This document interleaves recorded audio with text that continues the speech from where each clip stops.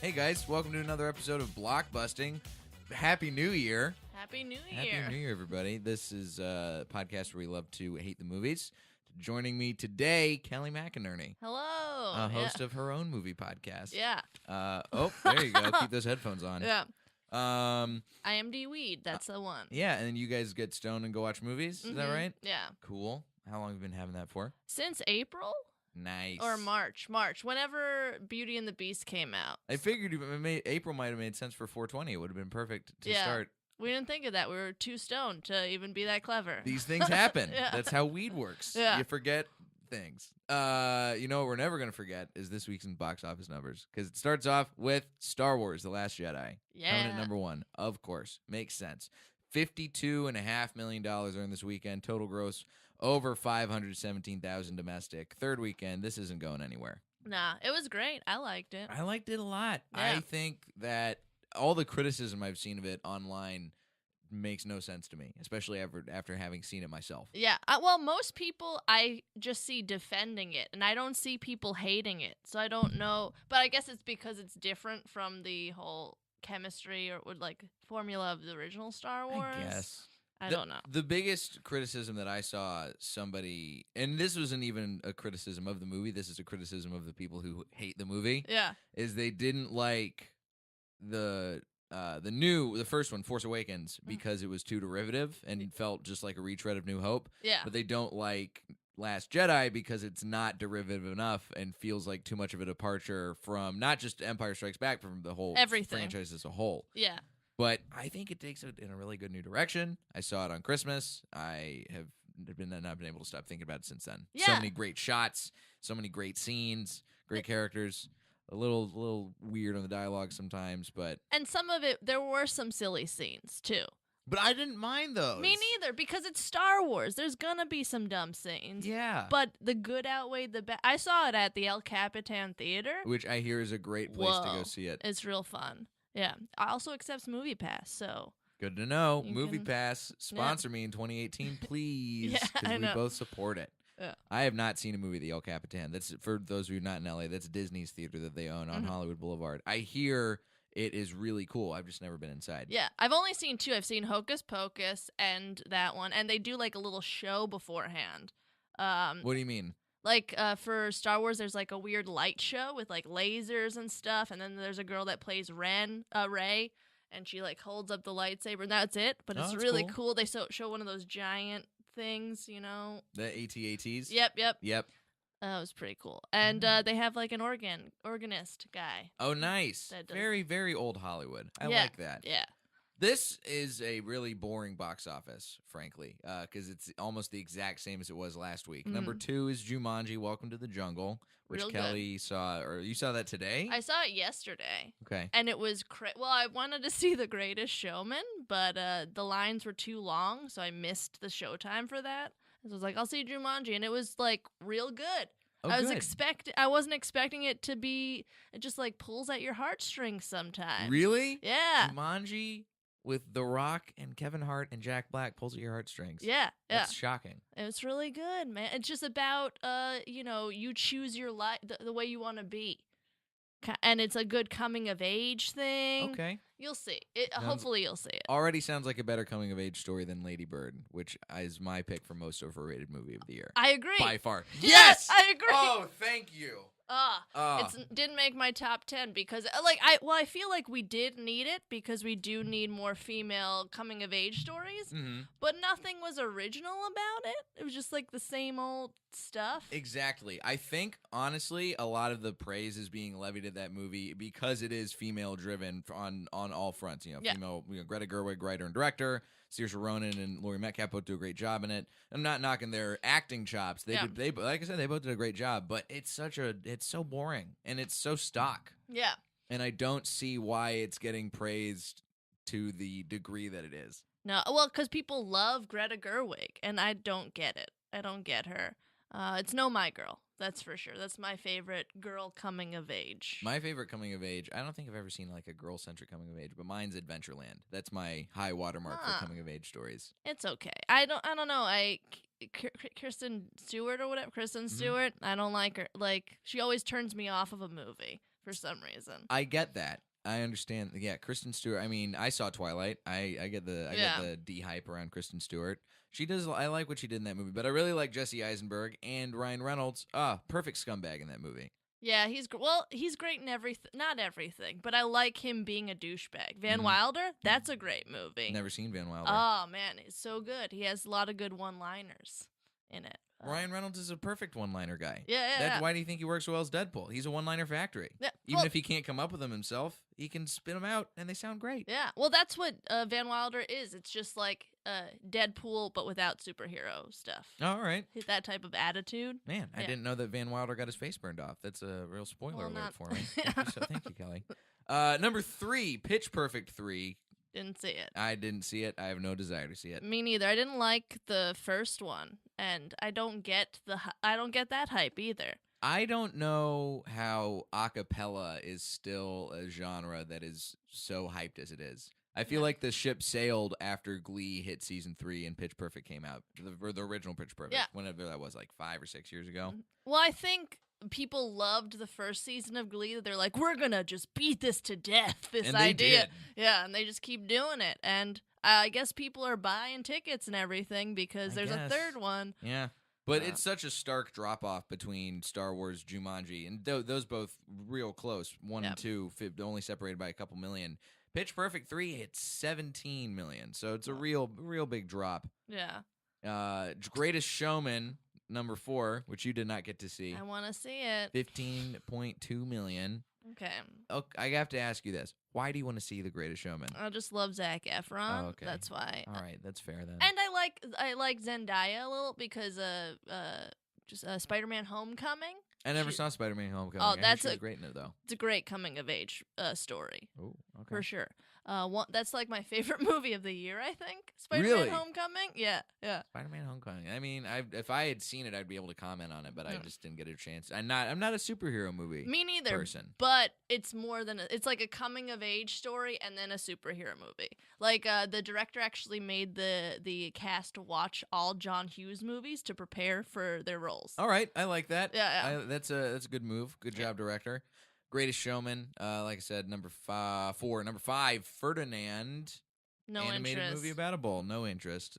By John Cena.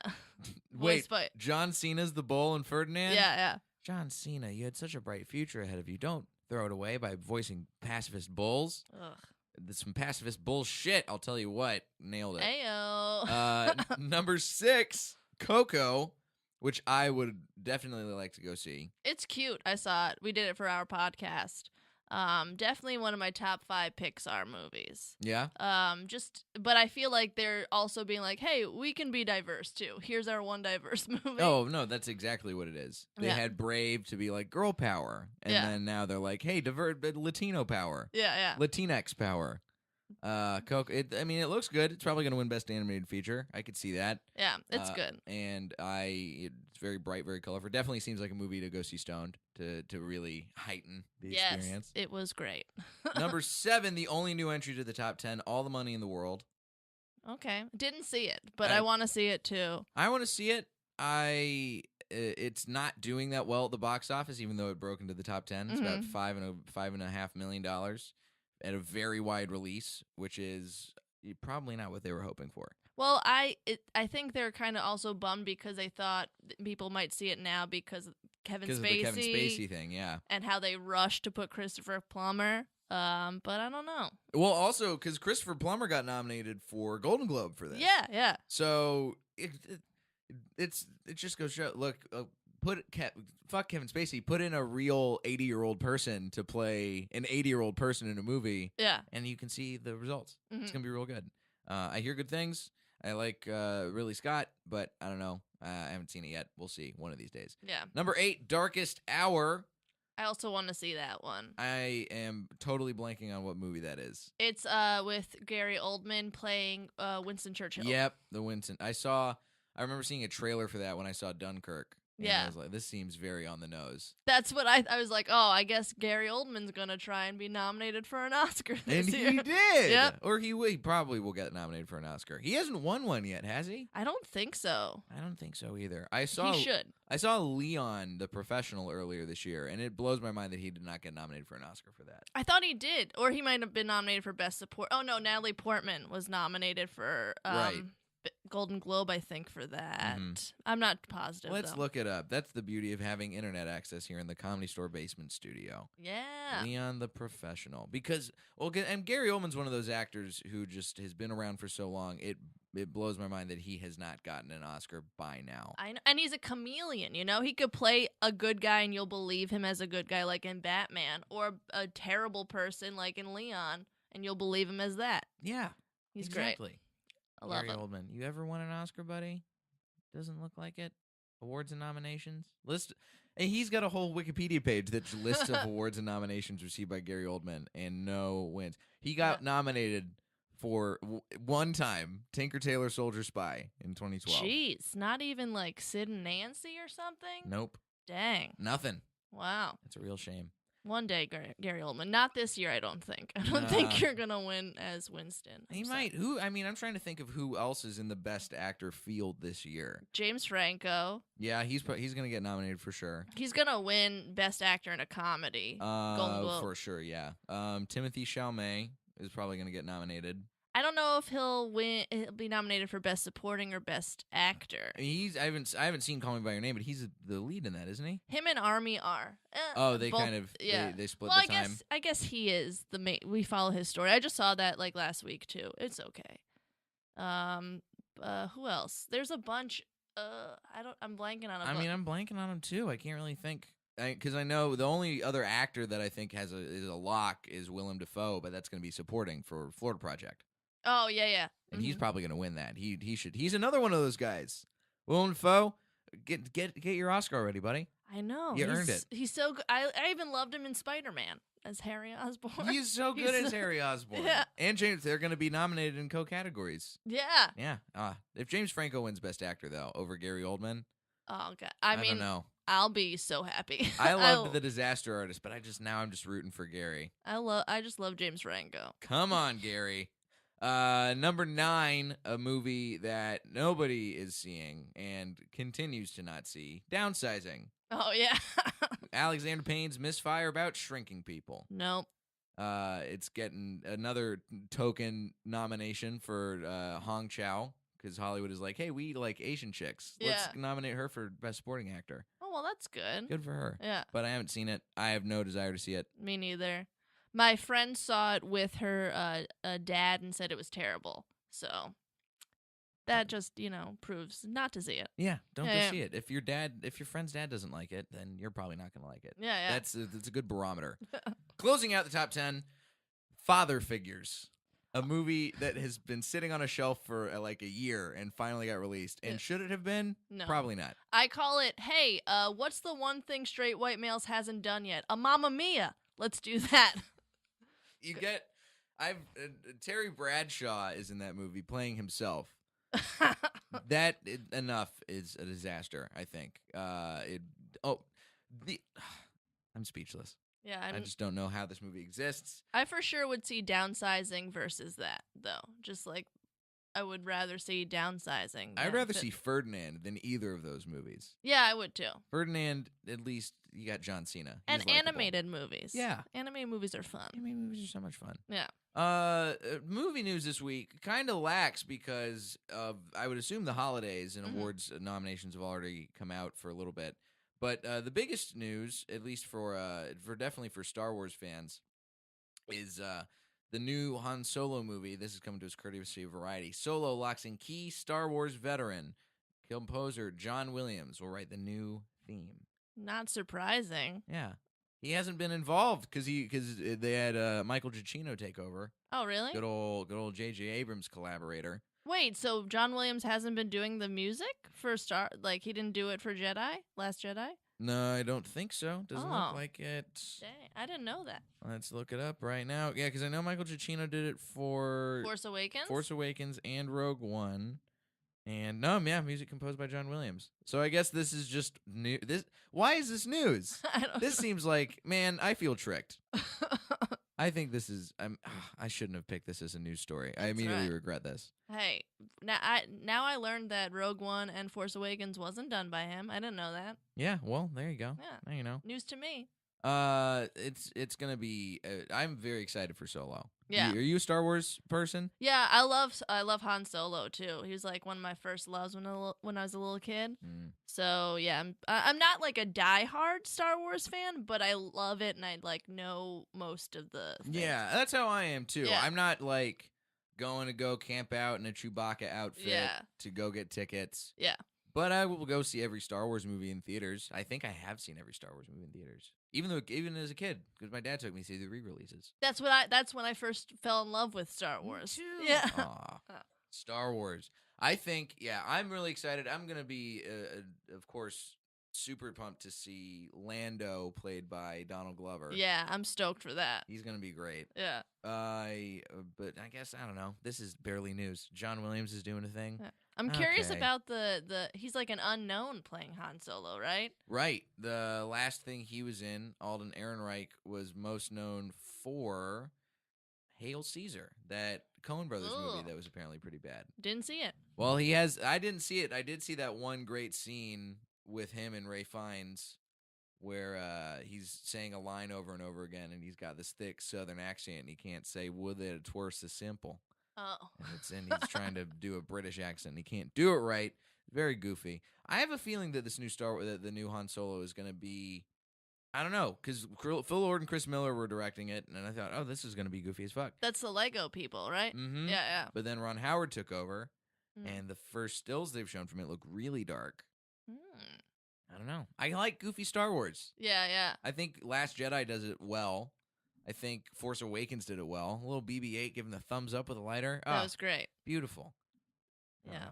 Speaking of Star Wars, this is from the Hollywood Reporter. Star Wars franchise crosses $4 billion, eclipsing Disney's Lucasfilm price.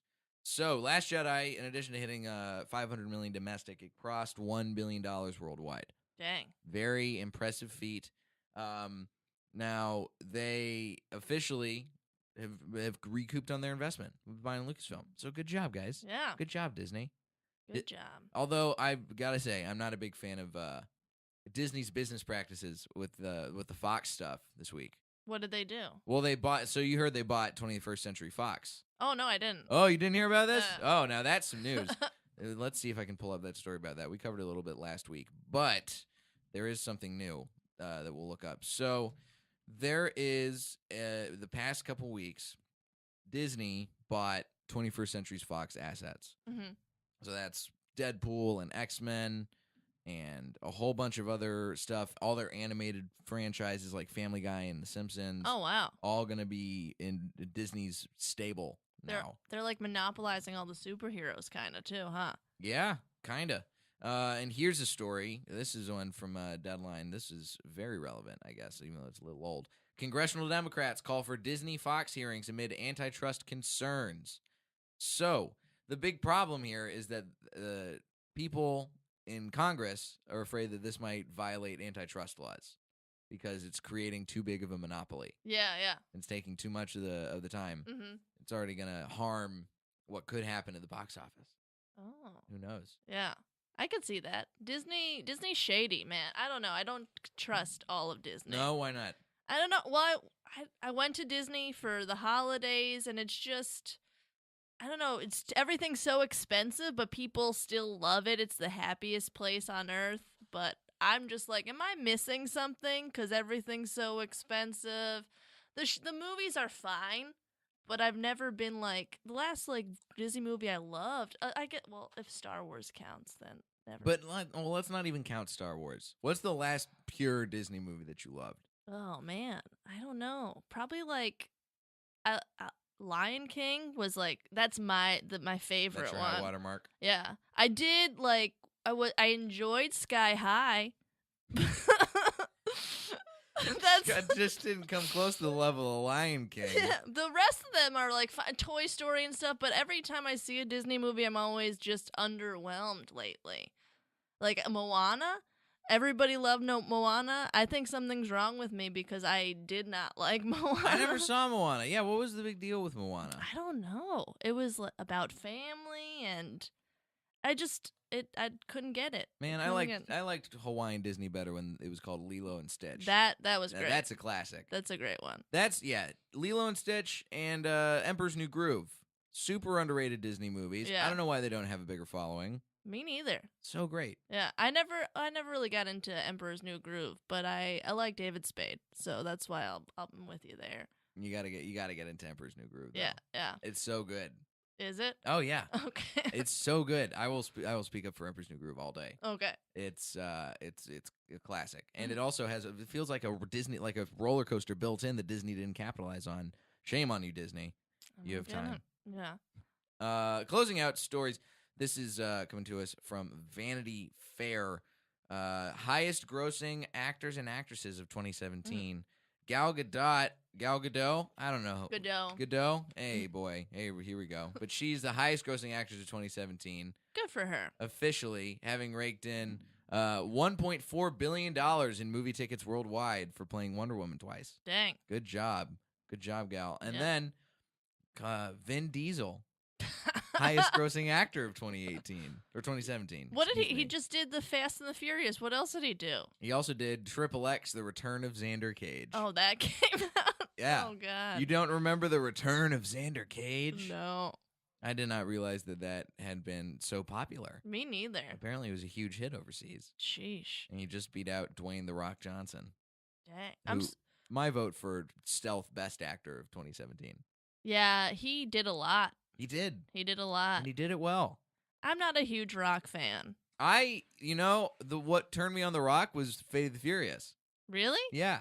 I don't know. That was the first Fast and the Furious movie I saw. We did it also for my podcast. It's a good choice for the podcast. Yeah. It's super ridiculous, but a lot of fun. I don't know. I can't get into why people like The Rock that much. He just looks like a giant baby or a thumb to me.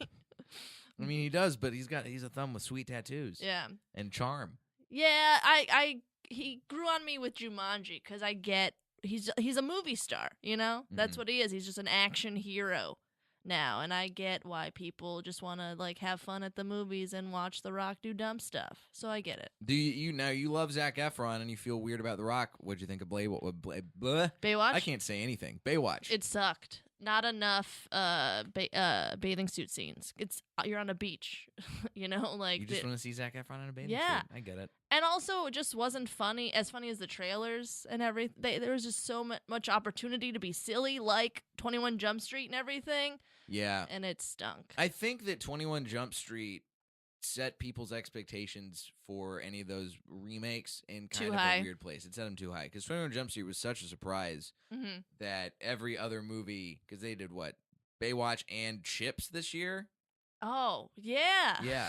I forgot about that. Everybody forgot about that one. Yeah, but they were both like, "We're gonna be wacky and weird, and we're gonna make references to the fact that we used to be a TV show." Yeah, and it just didn't work. No, and it great casting. Even I'm not a big Rock fan, but he's got the people behind him. You know, the public.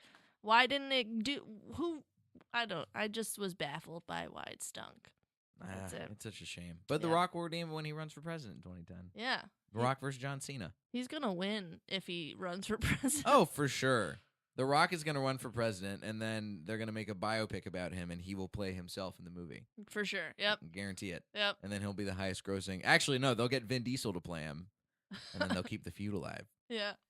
Let's get to the real reason why you're here, Kelly. This is, of course, the podcast where we talk about movies that we hate. And your choice is the biggest surprise that I've had on so far. Kelly McInerney, you hate Finding Nemo. Yeah. Why? Why? I don't like overrated things a lot, and I think that's why, because I just watched it today, and it's fine. It's fine. It's not like there's so many better Pixar movies and Disney movies that just pull at your heart, are more emotional. And this is, I don't know, I can't stand Ellen DeGeneres being a dumb fish. I don't like the vegetarian sharks. Willem Dafoe, though, pretty good. I forgot Willem Dafoe's in it. He's the what's his name? The fish in the tank who's trying to get them to escape. Yeah. Shark bait. I don't know. I just hate all the I don't like the predictability of it too. Let's unpack this piece by piece. Yeah. There's a lot going on here. So, for those of you who have been living under a rock for the past 13, 14 years, Finding Nemo is a 2003 American computer animated film produced by Pixar Animation Studios, written and directed by Andrew Stanton. It came out, won Best Animated Feature, was nominated for Best Original Screenplay, highest grossing animated film of all time at the time, the best-selling DVD of all time. Really? Has sold over 40 million copies as of 2006, and has probably sold way more since then. The highest-grossing G-rated film of all time. The American Film Institute named it the 10th greatest animated film ever made. And in a poll of international critics, in 2016, Finding Nemo was voted one of the 100 greatest motion pictures since 2000. Ugh, there's so universally many loved. Delightful movie. It's fine. Why do you think? All right, so why do you think it's fine? You said you think it's predictable. Yeah, because I don't. At just the end, you knew that they were gonna get back together. I'd hate the whole fish, how she gets captured and is in an aquarium, and I don't like how flushing down the toilet it goes to the sea. That's not true. You're gonna go to the sewers and probably die. I guess it's an animated movie. I'm not supposed to be this like. But it's okay. You're allowed to be this. I do think it would have been a pretty bold choice for Pixar to show them having to travel through the sewers. Yeah. Especially given they do go super dark in other movies. Toy Story 3 has them almost dying in a furnace. Yeah. That's crazy dark. And Up I feel like it's very similar to Up in that the first 10 minutes he loses his wife and all his family, kids except Nemo. But Up I cared more about for some reason. Because even though it was kind of wacky, at least I liked the Doug a lot. Oh, yeah, everybody loves Doug. How he was still kind of relatable, where this is just like, this is so dumb. And the dad was kind of mean to Dory, but Dory is just like, why are you going to hang out with this dumb fish anyways that keeps forgetting everything? Why do people like Ellen DeGeneres so much? I don't understand. I remember when this came out, people were talking about how they think she could have gotten nominated for an Oscar for this. God. For vocals. So dumb. So you don't... Okay, so Ellen DeGeneres is a dumb fish. Yeah. Really grinds your gears. Yeah, because where's the character arc? Her finally remembering? And why does she forget? Like, what happened? I don't... She's just a dumb fish, I guess. I don't like... I like... Do you need to have a backstory for being forgetful? I guess... I don't know. But she just kept giving him problems. So why are you gonna keep having her like follow you around if she's just gonna fuck shit up constantly? Sorry if I'm cursing. No, you can swear. Oh, okay. This podcast is not for children. Okay, cool. But I don't know. I just hated how nice it was in a way. I like when they kind of take a darker turn or make something relatable. Whereas there wasn't much. It was just too sweet. For me, even the sharks, like I said, they were too sweet, and it's like, come on, have a hardcore villain, you know? I think the villain is the dentist and whatever the daughter's name is. Yeah, I forget her name. Oh God. But they're not that bad. Darla. Yeah, I knew it started with a D. Darla. And she's not even in it that long though, Darla. I feel like they hype her up so much, and then she comes in, and the stork or whatever helps. The pelican. Yeah. I don't feel that. I don't think the dentist meant to be a bad guy, so I don't think that's why he's not that strong enough of a villain for me. Whereas, I'm trying to think of Pixar villains. Like the chameleon, like Steve Buscemi in Monsters, Inc., traditional bad guy, you know? Oh, and a great bad guy, yeah. too. Steve Buscemi played a wonderful villain in Monsters, Inc. Yeah. I just wanted more, not all dark, but something scary or something, because the ocean's pretty scary. The ocean is scary. Yeah. I hate swimming in the ocean because I feel like it's populated by aliens. Okay. Legitimately. Every time I see a fish up close in real life, I am scared. I mean, they do look kind of alien-ish. They do. Especially, like, the deeper you get, the weirder they look. Oh, yeah. Yeah. So I get that. And it's just terrifying. But there are scary parts of this movie, too. Like when they're going through the jellyfish forest, and she almost dies in the jellyfish forest. But they're jellyfish. I don't know. This is Australia, though. Australian jellyfish are murderous. Yeah. They're going to kill you. Ugh, I don't know. Also, why wasn't Darla Australian? She wasn't Australian? I don't think she was. I feel like she probably was. They were in Australia. Maybe you just could. The dentist for sure was. Maybe she had the double accent from being Australian, but also having braces. a mouthful of braces and presumably other dental things. Yeah. I don't know. Also, why aren't the fish Australian? I guess that makes. They don't have to be. Yeah. But I just wanted there to be more of, more excitement in it. I get it. It's a kids movie, and there's not gonna be, but. It's just like why I don't like Frozen. It's just people love. You don't like Frozen either? Oh, I hate Frozen. Oh man, Olaf is so annoying to me. I get that. But I fell asleep while I was watching Frozen. Yeah, it's a sister thing. I get that's why people like it. I don't have a sister, so it's just like it's a whatever movie. I mean, I have a sister, and I still was like, okay, this is a movie. Yeah. Well, I guess two sisters, or I don't know. That's true. I am not a woman. Yeah. Who has a sister? I feel like it could have been better if it was a musical, because usually the innocentish ones have music to them. Mm-hmm. Whereas I don't know. It's no Toy Story. Toy Story, Yeah, let's talk about Pixar. Your version of the Pixar canon. So, like, what do you think? You said this Coco's in your top 5 now, but what does your top 5 Pixar movies look like? Oh man, can we see a list of all the Pixar Yeah. movies? I'll pull a list up because the thing is, at this point, I don't think anybody can deny that Pixar has basically cranked out nothing but hits, and except for maybe Cars and the Cars franchise. But even that, like, they made Cars Land from it, so they kind of got some weird success. True. I don't know. All right, here's a full list pulled up on my computer for you. Starts at the top, scrolls down a little bit. You got Toy Story, A Bug's Life, Toy Story 2, Monsters, Inc., Finding Nemo, The Incredibles, Cars, etc. Ratatouille, Wall-E, Up, Toy Story 3, Brave, Monsters U, Inside Out, The Good Dinosaur, Finding Dory, Cars 3, Coco. Yeah, I don't know. I am weird with my Pixar movies because I also didn't like what was the one that everybody else loved? Inside Out? Yeah. I didn't like Inside Out. I never saw Inside Out. Or Wall-E. Well, Inside Out, I wanted to cry, and it didn't make me cry because I heard it's like a real sad movie. But you went in hoping to cry? Yeah. Interesting. And Wall-E, it's just lovey-dovey shit with robots. I don't like love stuff. You're not a love story person? Yeah.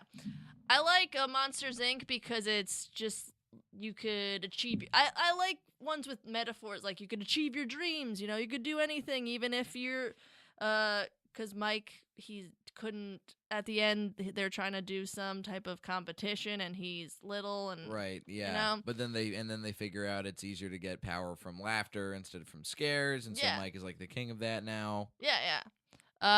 So I like Monsters University a lot. I never saw Monsters University. Yeah. So what's the vibe of Monsters University? That's the one that's like they go to college and they're kind of outcast because they're weird shapes, and they're not weird shaped, but they're not as athletic as the other guys.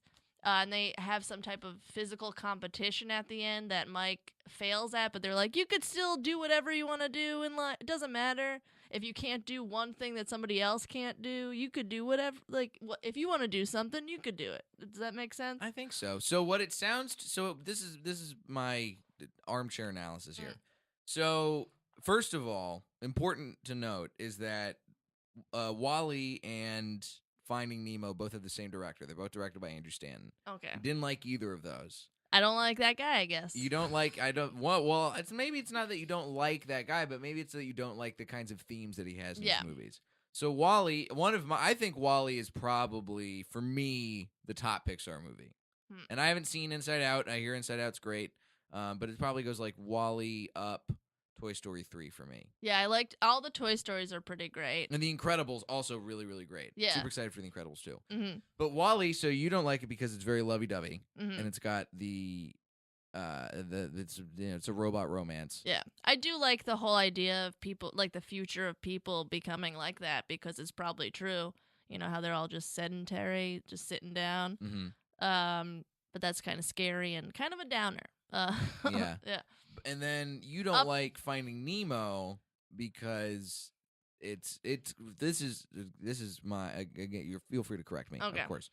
But it sounds like you don't like it because it's a boring family movie. Yeah.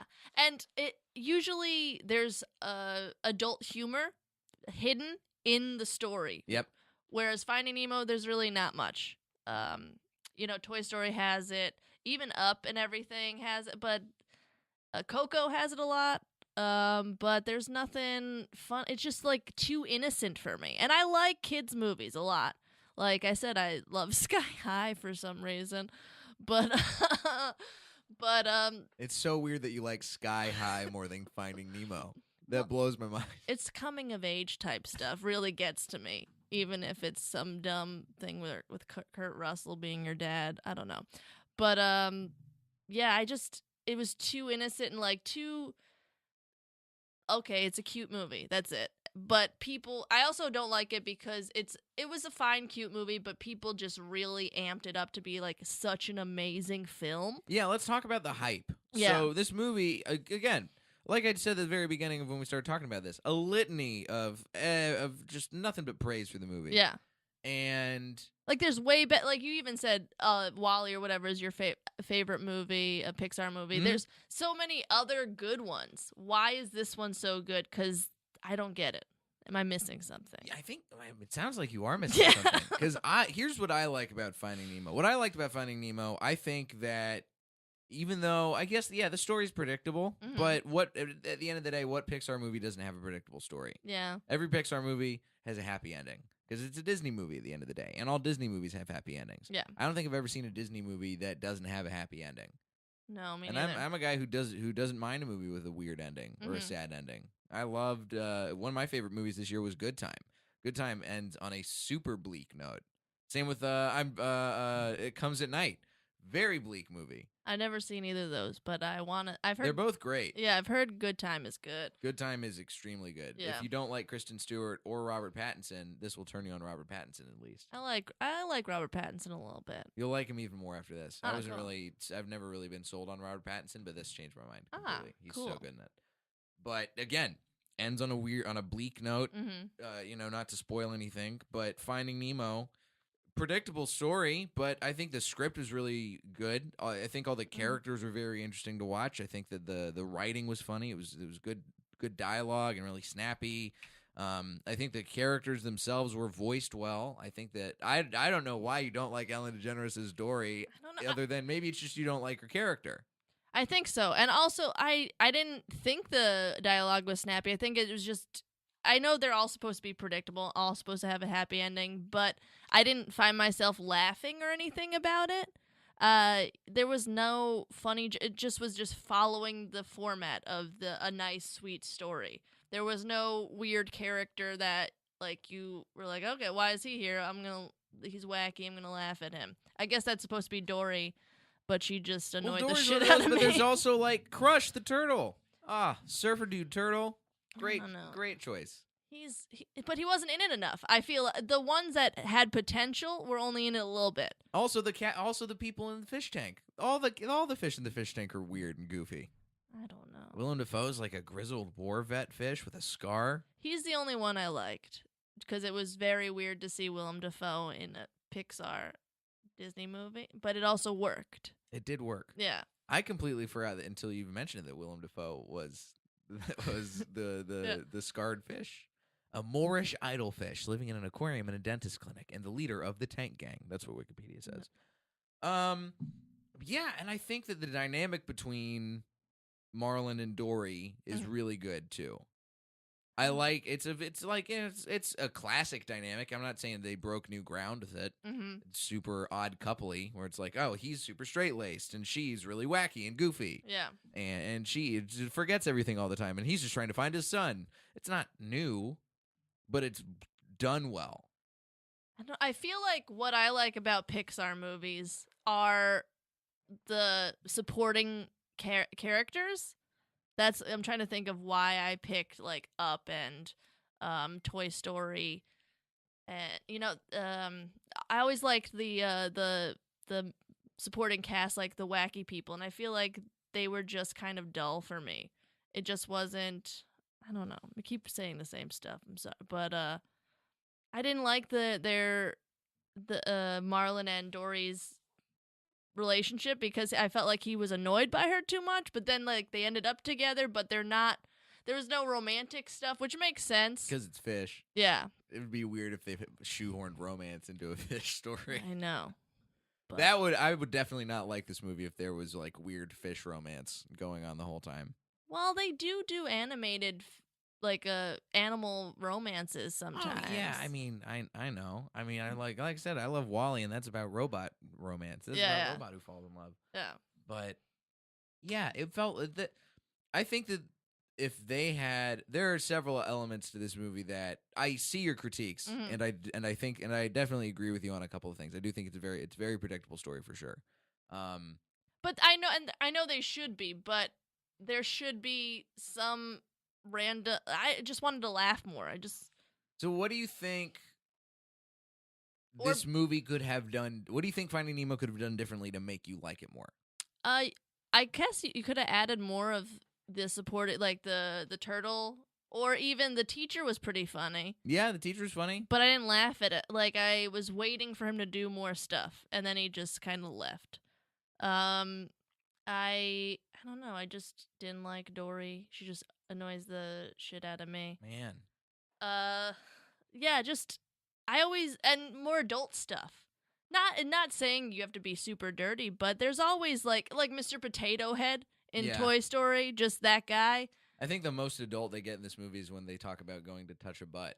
Yeah. That feels like it's it. It's too because kid fish confuse boat with butt. Oh wow. Yeah. Cute. But then they kept saying butt, and I don't know.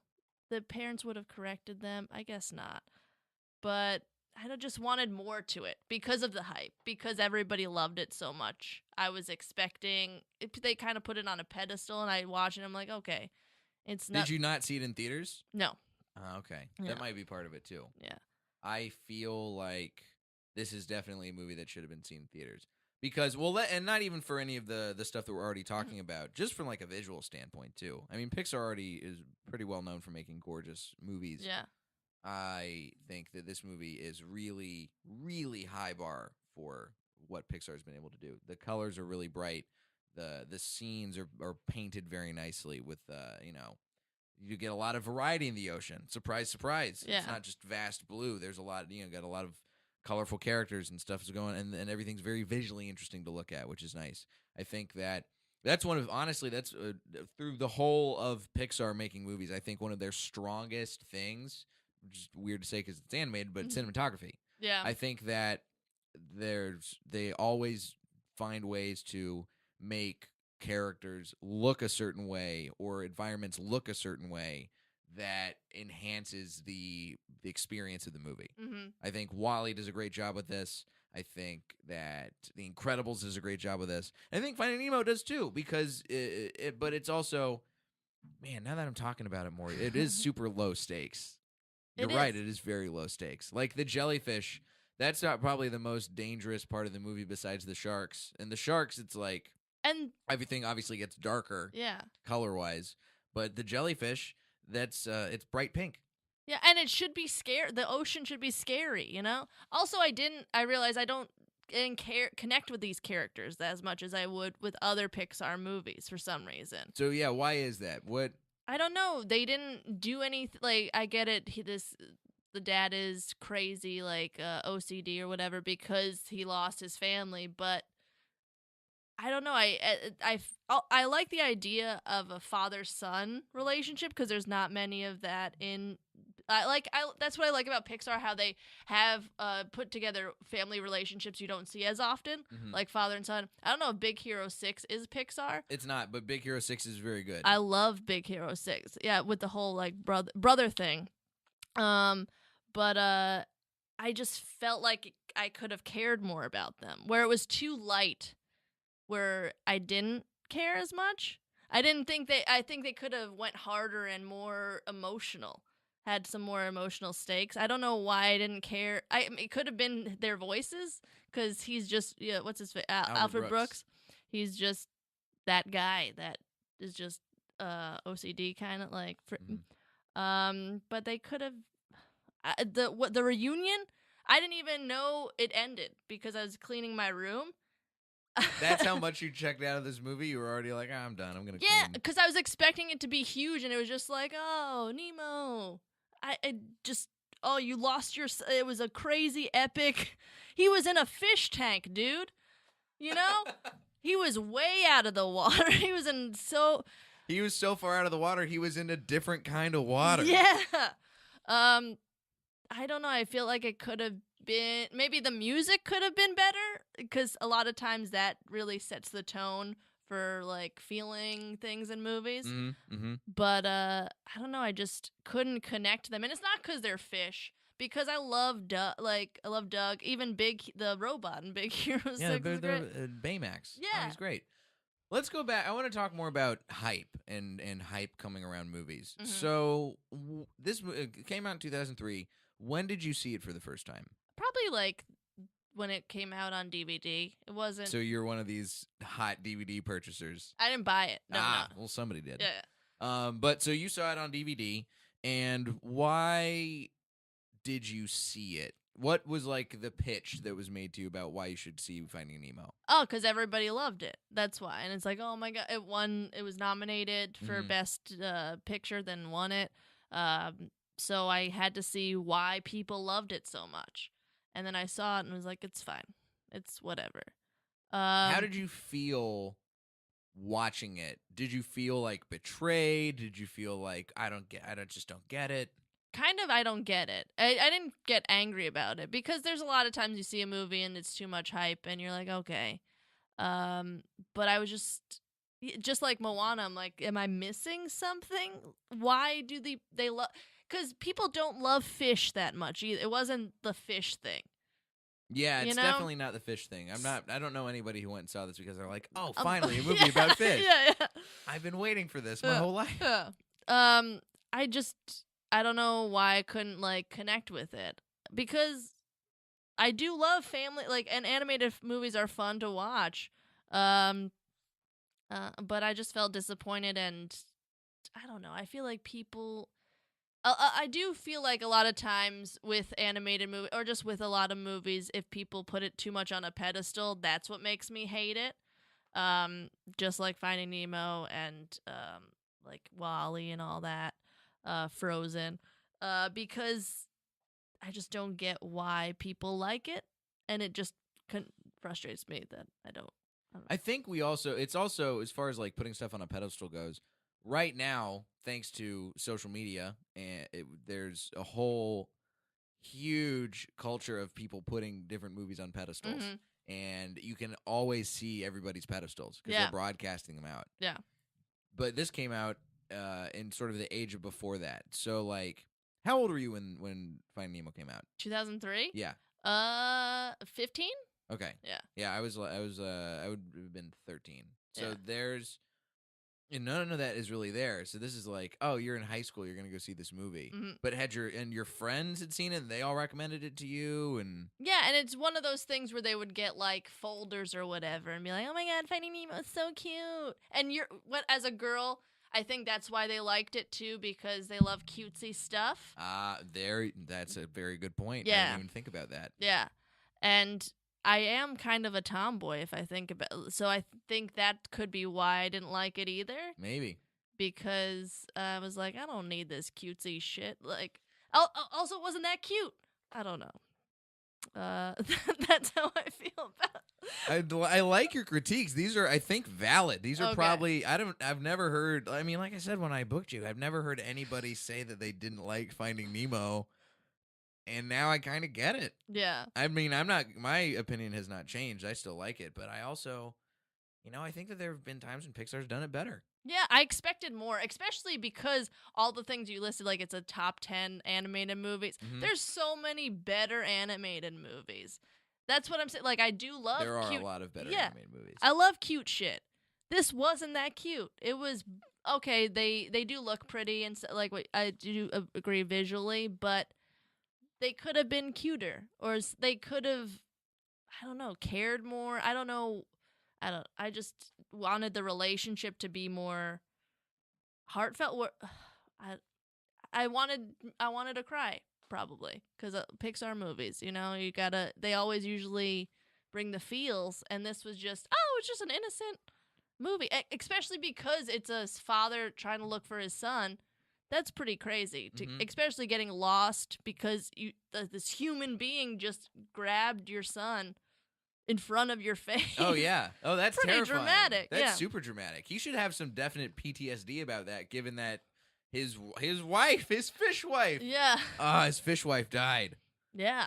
That's a real shame. I think they did learn, though, because later on, like with Up, it's kind of not a similar thing, but he lost his wife the first 10 minutes of the movie, too, and that's way more emotional than what's Albert Brooks losing his wife. Now, final question here about fish versus humans. Do you think that it felt more earned in Up because it's people, and you could get in touch with it a little bit more from a realistic standpoint? Even though I mean, this is a weird question because they're both animated movies, and the main character in Up is a box-headed man. No, because going back to like Lion King type stuff, Lion King makes me cry all the time, and that's like a father-son type deal. So I don't think it's about people. I think it's just about connecting to the characters. And you just couldn't connect. Yeah, and I didn't cry in the first 10 minutes of Up either. I know a lot of people did. It's a real tearjerker. I don't think I did. I cried in WALL-E. I cried. I don't know. I cried in Big Hero 6, but that's because my brother is a giant robot. No, he also passed away. Oh, no. So it was like, oh, okay. Great timing, movie. Yeah, I don't know. I don't think it's about fish because most of the Pixar things in Pixar movies I like are not people. Pretty universally throughout. Yeah. Interesting. I wish I knew exactly why I hated the movie, but I hope I... No, I think you articulated it pretty well. Okay. You just don't connect to it. Yeah. And it's not a movie, and I'm looking at the reviews here, and a lot of the things that people are talking about, it's the visuals. And everybody says the visuals are what they said. This is directly from Rotten Tomatoes. The site's consensus read, breathtakingly lovely and grounded by the stellar efforts of a well-chosen cast, which I know you definitely have a critique against. But Finding Nemo adds another beautifully crafted gem to Pixar's crown. So it's beautiful. It's well-made. Okay. It's a well-made movie, but there is definitely a lack of depth. Yeah. Which is surprising given that the movie takes place in the ocean. Yeah, I don't know. And Pixar, I just went to Disney. They had like a short film festival thing there where you watch 3 different short films. One of them was about birds, and that was cute as hell, and I loved it way more than 90 minutes of Finding Nemo. So that's way prettier, too. But I guess they've grown with visual stuff. But yeah, it's pretty, but where's the emotion? That's why I watch Pixar. It's all, I guess, that's what I like the most about Pixar movies, too, is when they pull at you. And this movie is not, it's a caper movie. It's just, I gotta find my kid. Yeah. He's lost. Yeah. Yeah. Make more danger, too. It's the ocean. I said it already, but... You said everything you need to say, I did. This is very enlightening. Okay. Thank you for helping me remember that Finding Nemo actually is kind of a weak entry in Pixar. It's still good. I'm still gonna defend it, but I never thought about it that way before. It's not their best, yeah. Yeah. I'll agree with you on that for sure. Yeah. Thank you so much for Kelly for coming on. Yeah, thanks for having me. Where can our listeners find your stuff? You can find me on Twitter and Instagram at HollyWeirdo, KellyMcInerney.net. IMD Weed is my podcast. Yep, check that out on iTunes and all that good stuff. Yeah. IMD Weed. Give it a listen, guys. Yeah. And you can find me at Diet J on Twitter and Instagram, jlightcomedy.com for show dates. I've got some stuff already coming up this month, so keep your eyes peeled on the old calendar. And Happy New Year. Please rate and subscribe and all that good stuff because it's New Year's, and make a resolution to do some nice things about our podcasts. This has been Blockbusting. Guys, go see something good for a change.